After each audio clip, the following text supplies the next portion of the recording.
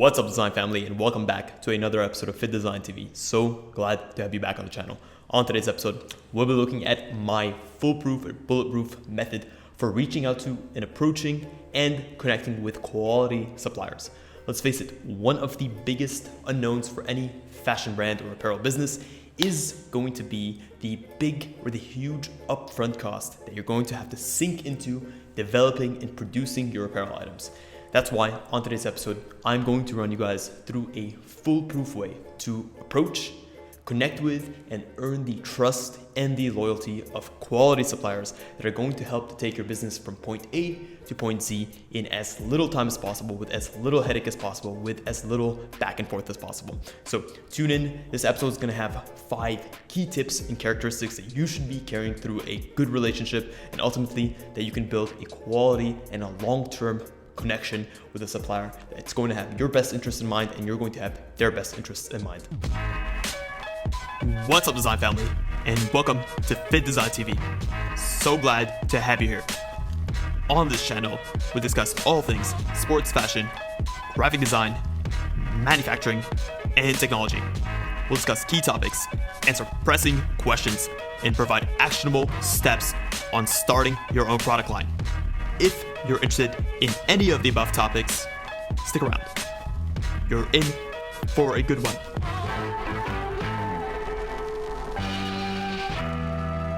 Number 1, be professional and communicate your business's value and even potential. Even if you're not there right now, you need to position yourself as the professional brand and entity that you know you're going to become.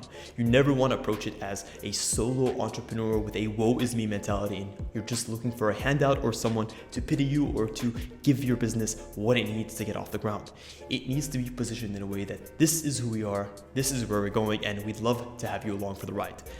It's so important as well when reaching out, especially through email, that you have a custom domain name.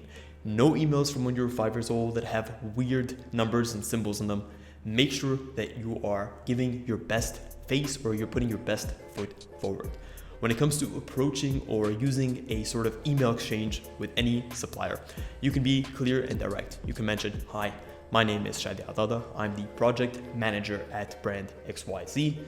We are an activewear brand operating in markets XYZ, and we're looking to launch a collection for the fall/winter 2023 collection. This is what we're interested in, and we are ultimately looking to develop a long-term relationship with a supplier that's serious about providing good quality product and good quality service, and that can see the long-term potential in us as we do with them." Number 2 is be direct and clear with your requirements. Don't beat around the bush. Know exactly what you want from your working relationship with the supplier. You can specify what type of brand you are, how long you've been in business, what markets you're operating in, where you're looking to go, and also be clear with the logistics and specifics of your inquiry. You need to mention things like your required MOQ, your delivery timeframes, where you're operating, where you need them shipped to, and ultimately, even if you have it, maybe your target price point.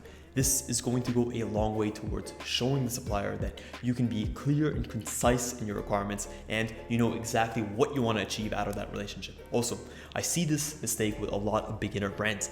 Don't ask for frivolous suggestions. If you're a business that is established, that knows where it's going, you won't be asking your customers or your suppliers for product recommendations. You shouldn't say, "Oh, what products do you think are trending for this year?"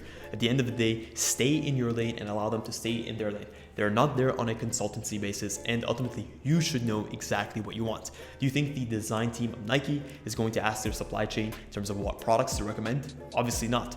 The Nike design team is going to be able to do that, and is going to be able to set these standards for that moving forward. Also, from a product specificity standpoint, no communicating with your suppliers based on images and text in terms of what you want. Don't hobble together a Frankenstein tech pack. Make sure you have a proper and compact tech pack that clearly articulates what you're looking for, what are the key items, how they're meant to be made, what are the fabrics that you want to use, what are the packaging items. The more clear and direct you can be, and the more you can show them that you are a brand with a strong footing, the more serious they're going to take you, and the more willing they're going to be to build a long-term relationship with you and to give you the flexibility where they need, because they know that this is going to be a fruitful relationship that is going to achieve long-term potential. Number 3 is be prompt and clear with your responses. Just as you expect your suppliers to have a prompt response time and to allocate the necessary resources to answering your questions in a timely manner, you should also hold yourself up to the same standard. You don't want to have lengthy responses or lengthy delays between response times. The last thing that you want to consistently be having is this thread where every 2 to 3 weeks you respond with, "Oh, I'm so sorry for the delay, something came up," and then go into the conversation again.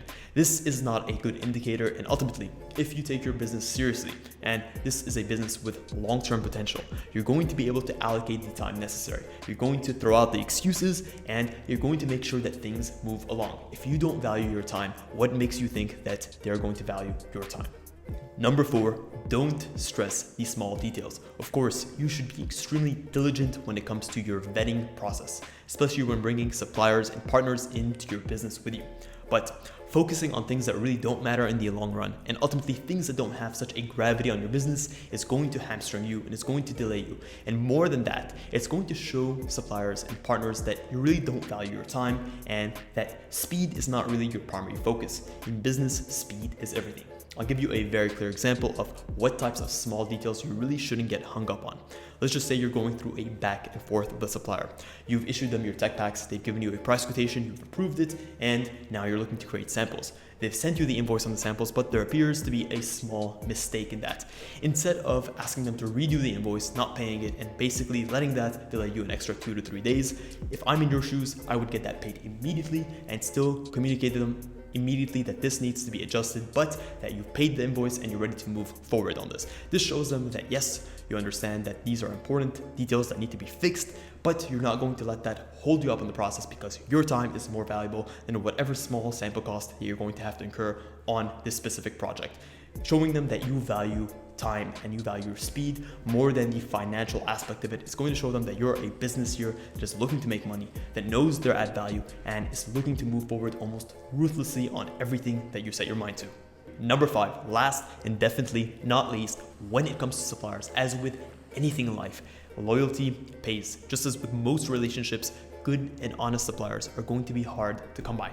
Focus on developing a good working relationship with the people that are making your items. Understand that ultimately you're going to be dealing with humans who have their own thoughts, their emotions, their ambitions, and their intentions. And understand that yes, it is important to enforce strong and healthy boundaries, as with anything in life, but also treating the people that you work with in a mature and dignified way is going to go a long way towards creating a healthy relationship with people who are going to be on your side.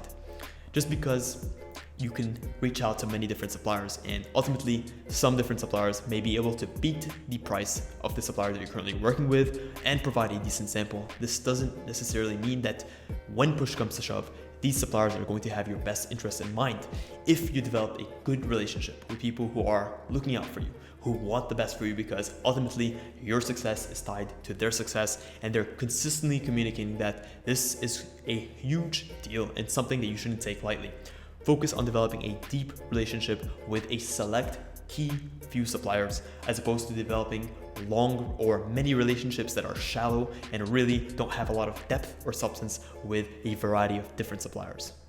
Well guys, that is it. That is a wrap on this episode. Hopefully you've enjoyed it, learned a thing or two in terms of how to approach and connect with quality suppliers that are going to have your best interests at heart. If you guys enjoyed this episode, please let us know in the comments below what other types of topics you want to see us cover next. Also, if you're not subscribed to this channel, please consider doing so. We put out great content on a week-to-week basis, and we'd love to have you along for the ride.